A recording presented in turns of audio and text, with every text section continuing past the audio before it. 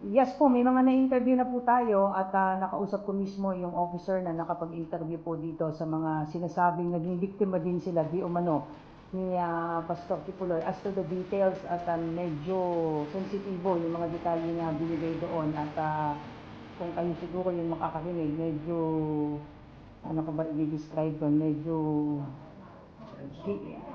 horrible is for lack of better word po. Medyo ganun po yung pagkwento sa akin. So, just can imagine a minor being sexually molested by an individual at sinasabi po nila na as early as 12 or 13 years old, they were allegedly sexually molested by Apollo Tibuloy po at and they are being threatened na kapag sila ay i-break nila yung code of secrecy at sabihin nila kanino man yung kanilang naranasan sa kamay po ni Apollo Kibuloy ay iyakan sila ng angels of death. So just can imagine a minor being threatened of death. Hindi lang sila, pati yung mga pamilya nila ang sinasabi din sa mga bata.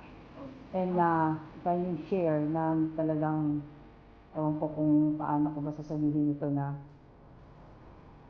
ang sinasabi, di umano, again, these are all allegations of, nililinaw lang natin, ang sinasabi na pagkatapos gamitin, di umano, ni Pastor Tibuloy itong mga bata, ang sinasabi sa kanila ay they are still pure, intact pa rin yung kanilang pagkababae dahil lang nakipagtalik sa kanila ay Espiritu ng Diyos.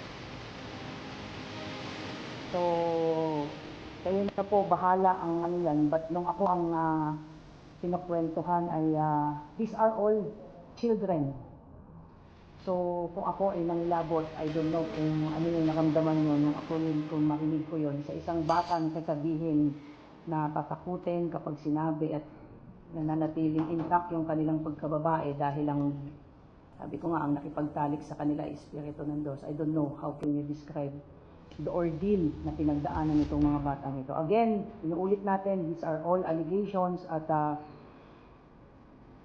natatakot yung mga nakausap natin, not only for themselves, hindi lang para sa kanilang buhay, maging sa pamilya nila because ang panakot na is yung angels of death.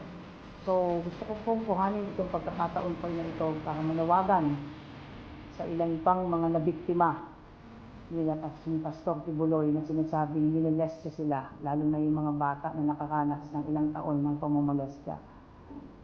Handa po kayong proteksyonan po ng gobyerno at huwag po kayong matakot sabihin natin yung totoo. Maging din po sa kanilang mga magulang dahil kung meron man pong dapat magtanggol sa mga batang nabiktima, yung ating pong mga magulang, yung mga magulang po nila. We are coordinating dun sa mga, of course, sa DSWD, yung mga social workers, psychologists, kasi just can imagine yung pinagdaanan ng bata. So, kasama po. So, may naging parang habit na. Yeah. So, gaano po ba kahirap itong nagawa ng babae? Pero gaano po kahirap naman ang nila kahit saan? Ano na po ito nakatatak na po ito sa isipan at puso ng mga bata na inabuso po. So, practically, yung trauma nito for life. For life ito Just can imagine, a 12-year-old kid being sexually abused ng paulit-ulit di umano ng isang tao na who's claiming to be the anointed son of God and using the name of God to sexually abuse, exploit children as young as 12 years old. For a parent to allow this, I don't know kung bakit nagagawa ng isang magulang i-offer yung anak nila in the name of faith.